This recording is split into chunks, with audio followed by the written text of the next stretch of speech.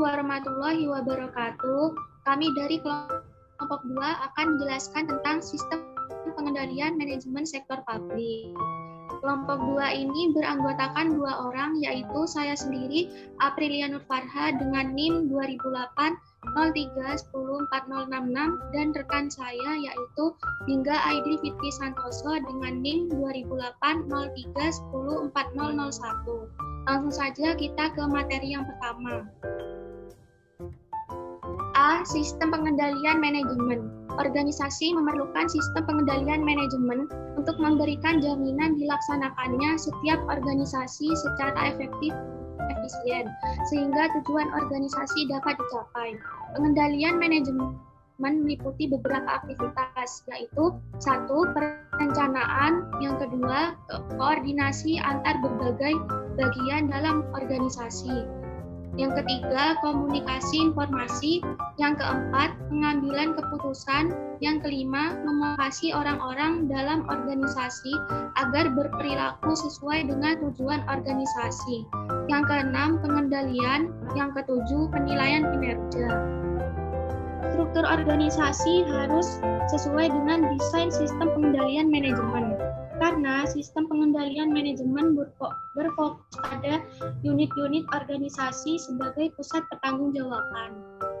Pusat-pusat pertanggungjawaban tersebut merupakan basis perencanaan, pengendalian, dan penilaian kinerja.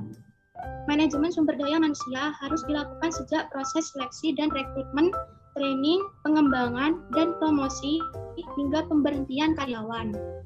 Faktor lingkungan meliputi kestabilan politik, ekonomi, sosial, keamanan, dan sebagainya. Kesemua unsur tersebut hendaknya dapat mendukung pelaksanaan strategi organisasi. B. Tipe pengendalian manajemen. Yang pertama, ada pengendalian preventif atau preventive control. Dalam tahap ini, pengendalian manajemen terkait dengan perumusan strategi dan perencanaan strategik yang dijabarkan dalam bentuk program-program. Yang kedua, pengendalian operasional atau operational control. Dalam tahap ini, pengendalian manajemen terkait dengan pengawasan pelaksanaan program yang telah ditetapkan melalui alat berupa anggaran. Anggaran digunakan untuk menghubungkan perencanaan dan pengendalian. Yang ketiga, pengendalian kinerja. Pada tahap ini, pengendalian manajemen berupa analisis evaluasi kinerja berdasarkan tolak ukur kinerja yang telah ditetapkan. C. Struktur pengendalian manajemen. Struktur organisasi termanifestasi dalam bentuk struktur pusat pertanggungjawaban atau responsibility centers. Pusat pertanggungjawaban adalah unit organisasi yang dipimpin oleh manajer yang bertanggung jawab terhadap aktivitas pusat pertanggungjawaban yang dipimpinnya. Suatu organisasi merupakan kumpulan dari berbagai pusat pertanggungjawaban. Tujuan dibuatnya pusat-pusat pertanggungjawaban tersebut adalah yang pertama, sebagai basis perencanaan, pengendalian, dan penilaian kinerja manajer dan unit organisasi yang dipimpinnya. Yang kedua, untuk memudahkan mencapai tujuan organisasi. Yang ketiga, memfasilitasi terbentuknya goal congruence. Yang keempat, mendelegasikan tugas dan wewenang ke unit-unit yang memiliki kompetensi sehingga mengurangi beban tugas manajer pusat. Yang kelima, mendorong kreativitas dan daya inovasi bawahan. Yang keenam, sebagai alat untuk melaksanakan strategi organisasi secara efektif dan efisien. Yang ketujuh, sebagai alat pengendalian anggaran. Tanggung jawab manajer pusat pertanggungjawaban adalah untuk menciptakan hubungan yang optimal antar sumber daya input yang digunakan dengan output yang dihasilkan dikaitkan dengan target kinerja. Input diukur dengan jumlah sumber daya yang digunakan, sedangkan output diukur dengan jumlah produk atau output yang dihasilkan. Pusat-pusat pertanggungjawaban. Pusat-pusat pertanggungjawaban ini ada 4 jenis, yaitu yang pertama, pusat biaya atau expense center.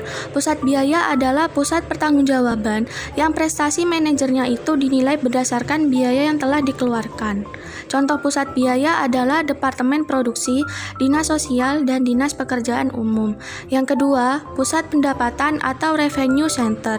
Pusat pendapatan adalah pusat pertanggungjawaban yang prestasi manajernya itu dinilai berdasarkan pendapatan yang dihasilkan.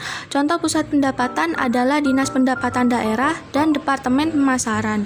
Yang ketiga, pusat laba atau profit center. Pusat laba adalah pusat pertanggungjawaban yang prestasi manajernya itu dinilai berdasarkan laba yang dihasilkan. Contohnya BUMN dan BUMD, objek pariwisata milik Pemda, bandara, dan pelabuhan. Yang keempat, pusat investasi atau investment center. Pusat investasi adalah pusat pertanggungjawaban yang prestasi manajernya itu dinilai berdasarkan laba yang dihasilkan dikaitkan dengan investasi yang ditanam. Contoh pusat investasi adalah Departemen Riset dan Pengembangan dan Balitbank. Pengendalian manajemen berfokus pada pusat pertanggungjawaban karena pusat pertanggungjawaban merupakan alat untuk melaksanakan strategi dan program-program yang telah diseleksi melalui proses perencanaan strategik. Pusat-pusat pertanggungjawaban organisasi mempunyai peran yang sangat penting dalam melakukan perencanaan dan pengendalian anggaran. Melalui pusat pertanggungjawaban tersebut, anggaran dibuat, dan jika telah disahkan, anggaran dikomunikasikan kepada manajer level menengah dan bawah untuk dilaksanakan.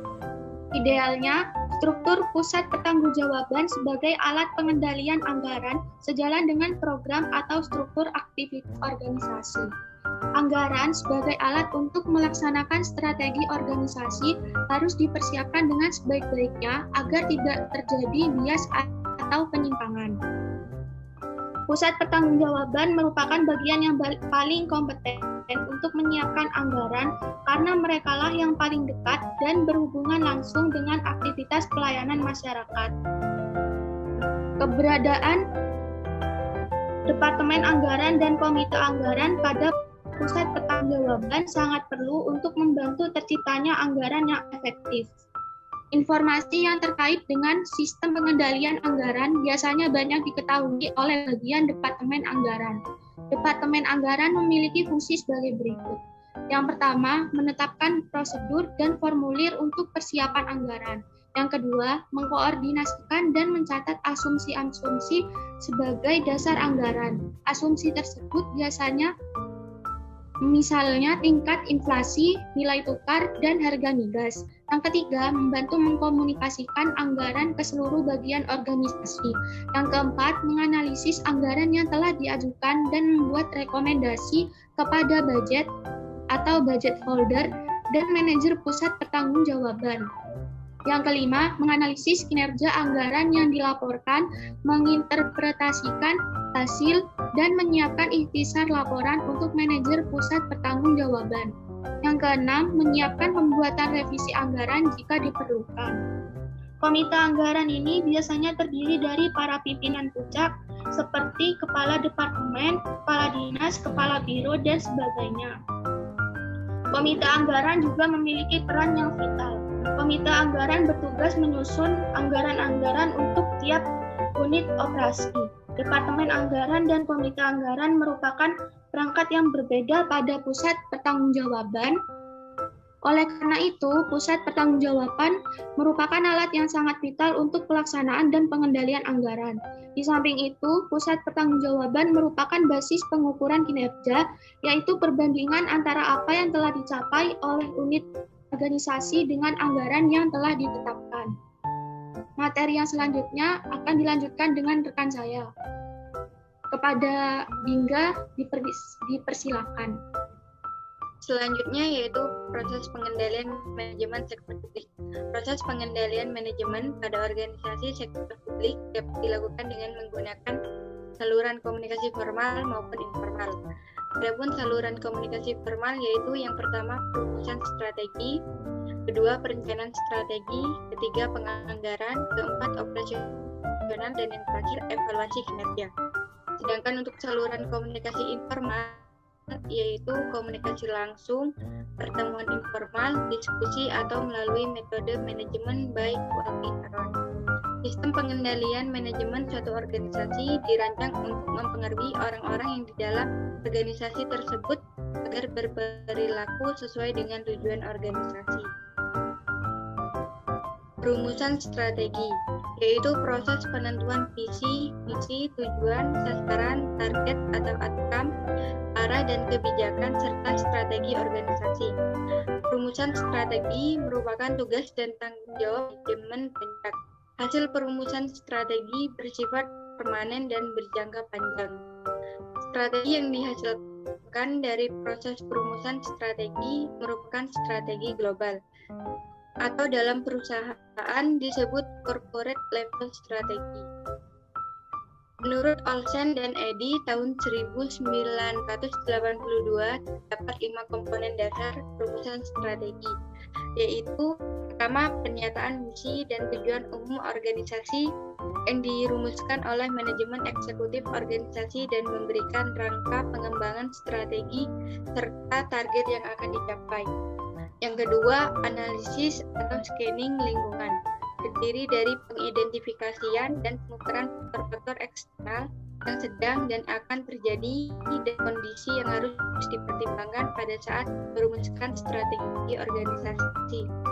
Yang ketiga, profil internal dan audit sumber daya yang mengidentifikasi dan mengevaluasi kekuatan dan kelemahan organisasi dalam hal berbagai faktor yang perlu dipertimbangkan dalam perencanaan strategi.